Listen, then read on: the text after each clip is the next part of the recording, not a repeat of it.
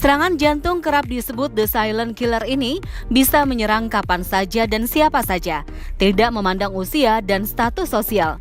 Rasa sesak hingga nyeri di bagian dada karena adanya penyumbatan di aliran darah. Benarkah kegemaran mengonsumsi makanan berkolesterol tinggi hingga kurangnya berolahraga menjadi faktor pemicu serangan jantung? Di segmen kali ini, dokter spesialis jantung dan pembuluh darah Ade Meidian Ambari akan mengulas secara gamblang. Berikut pemaparannya di Hidup Sehat Plus. Mengalami serangan jantung bisa tak kenal waktu bahkan tempat. Penyakit the silent killer ini bisa saja menyerang Anda ketika sedang sendirian di rumah. Lalu adakah penyebab seseorang bisa terserang penyakit jantung secara tiba-tiba? Kita tahu serangan jantung, bahasa medisnya itu disebut dengan sindrom koroner akut gitu ya. Sindrom koroner akut adalah suatu keadaan di mana itu terjadi pecah pembuluh darah atau sumbatan pada pembuluh darah koroner. Kita tahu bahwa jantung itu adalah pompa, dia memompa darah ke seluruh tubuh. Dia diperdarai oleh dua pembuluh darah kecil yang disebut dengan pembuluh darah koroner, satu yang kanan, satu yang kiri bercabang dua. Kita tahu diameternya mungkin sekitar 1,5, paling besar itu 1,5 cm gitu ya. Apa yang terjadi? Kita kalau misalnya pasien dengan kolesterol tinggi, dengan darah tinggi, kena kencing manis, itu terjadi yang disebut dengan proses arteriosklerosis. Arteriosklerosis itu adalah pengendapan lemak pada dinding dalam pembuluh darah yang mengakibatkan penyempitan dari pembuluh darah koroner. Pada serangan jantung yang terjadi adalah pecah dari plak itu sendiri dan akhirnya terjadi sumbatan total. Akibatnya apa? Nyeri dada pada pasiennya, bahkan sampai bisa menyebabkan kematian yang disebut dengan henti jantung mendadak. Penyempitan pembuluh darah koroner itu terjadi karena apa? Yang disebut dengan arteriosklerosis. Proses arteriosklerosis apa sih? Arteriosklerosis adalah suatu proses di mana terjadi endapan lemak pada dinding dalam pembuluh darah. Terjadi ini paling puluhan tahun gitu, nggak dalam 1-2 tahun gitu ya, sudah lama sejak kita kecil gitu ya, di mana pola makan sangat berpengaruh, gaya hidup sangat berpengaruh gitu ya. Akibatnya apa? Pembuluh darah koroner yang diameternya 100% itu berkurang. Ya, biasanya gejala nyeri itu timbul kalau dia penyempitannya lebih dari 70%. Arteriosklerosis menumpuk, makin lama makin menyempit yang disebut dengan plak. Ya, disebut dengan plak arteriosklerosis. Dan itu adalah salah satu penyebab terjadinya serangan jantung. Apabila apa? Plak ini lama-lama dinding luarnya itu menipis. Kalau dia menipis, ya terjadi erosi, dia pecah, akhirnya dia menyebabkan gumpalan darah di situ. Dan akhirnya terjadi sumbatan. Aliran darah tidak mengalir lagi ke otot jantung dan menyebabkan serangan jantung. Tidak menjalani pola hidup sehat tentu bisa memicu Anda terserang penyakit jantung. Selain itu, kita seringkali abai dengan gejala yang muncul sejak dini. Lantas, seperti apa ya gejala serangan jantung yang patut kita waspadai? Serangan jantung itu selalu mendadak memang. Dia akan didahului oleh gejala-gejala yang terkadang kita tidak aware gitu ya, tidak peduli tentang itu ya.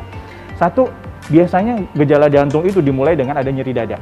Ya, nyeri dada khas dari jantung adalah nyeri di dada ini. Ya, dia di dada nyeri, kemudian seperti ditusuk berat gitu ya, kayak diremes ya. Terus dia menjalar, bisa ke lengan kiri, ke pundak, seperti tercekik gitu ya, sampai tembus ke punggung. Gejala ini kalau orang yang sudah biasa punya penyakit jantung koroner yang kita bilang dengan angina pectoris stabil, biasanya gejalanya hilang timbul. Jadi kalau dia nyeri nih pada saat aktivitas, terus dia istirahat gitu ya, gejalanya hilang atau berkurang gitu ya. Tapi pada serangan jantung beda, 20 menit lebih gejala itu timbul. Jadi nyeri dadanya lebih dari 20 menit nih. Disertai apa? Biasanya ada keringat dingin, terus kemudian ada mual gitu ya, kayak dia mau muntah gitu ya. Sehingga itu tanda-tanda awal ya. Bahkan kadang-kadang ya disertai kayak mau pingsan gitu ya, pandangan kabur dan lain sebagainya. Kalau itu mulai timbul, terutama tadi nyeri dada ya, atau sesak gitu ya, sesaknya nggak enak gitu ya, itu cepat harus minta pertolongan ya. Pertolongannya kemana? Ya ke dokter gitu ya. Kalau serangan jantung kemana? Ke rumah sakit, paling nggak ke gawat daruratnya, sehingga nanti mendapat pertolongan lebih cepat.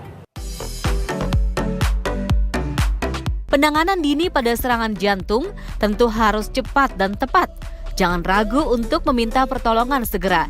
Namun bagaimana jika kita terkena serangan jantung saat sendirian di rumah? Adakah cara mengatasi serangan jantung dengan kondisi ini? Jika Bapak Ibu sedang sendirian di rumah, terus kemudian nyeri dada gitu ya, nyeri dada yang tipe yang tadi saya jelaskan serangan jantung gitu ya, nyeri lebih dari 20 menit, apa yang harus dikerjakan? Nomor satu, jangan panik gitu ya, itu nomor satu yang paling penting. Kenapa? Kalau kita panik, nadi naik, tensi naik, justru memperberat serangan jantungnya. Yang kedua, telepon ya, kalau misalnya sendirian, maka boleh tanya, misalnya telepon ke tetangga gitu ya, atau orang yang dekat untuk datang. Ada obat-obatan yang diberikan oleh dokter. Biasanya kalau pasien dengan penyakit jantung koroner, dia sudah dapat obat yang harus ditaruh di bawah lidah tuh. Kalau misalnya nyeri dada, itu bisa dipakai. Namanya isosorbit dinitrat gitu ya, nitrat gitu paling gampang gitu ya, atau nitrogliserin, taruh di bawah lidah atau disemprot. Nanti lihat efeknya gitu ya, apakah menghilang atau berkurang atau lain sebagainya gitu ya. Terus kemudian kalau ada obat yang bisa dikunyah gitu ya, pengen darah, kita bilang tuh antiplatelet gitu ya, aspilat boleh dikunyah-kunyah 2 tablet gitu ya. Tapi yang paling penting jangan panik, jangan sendiri, ada yang menemani. Itu.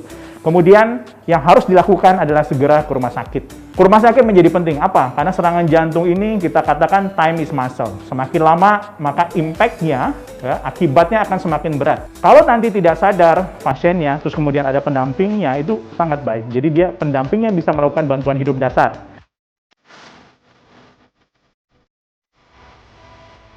Jika Bapak Ibu sekalian menemukan ada pasien serangan jantung, terus kemudian tidak sadar, apa yang bisa kita kerjakan?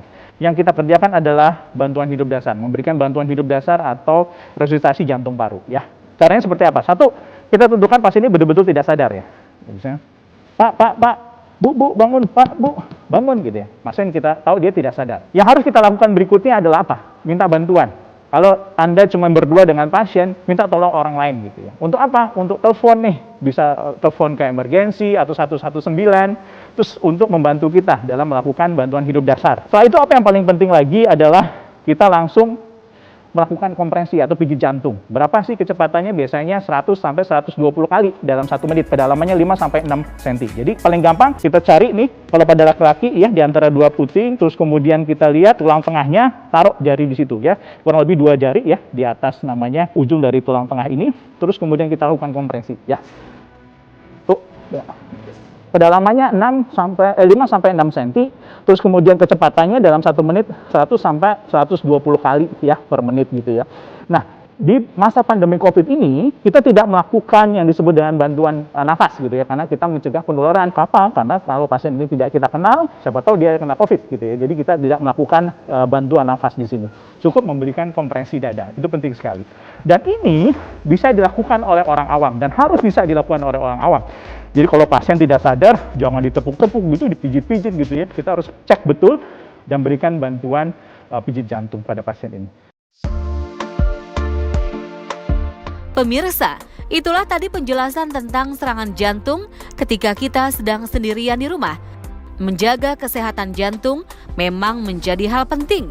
Lalu tips agar bisa terhindar dari penyakit ini, berikut kita simak jawabannya.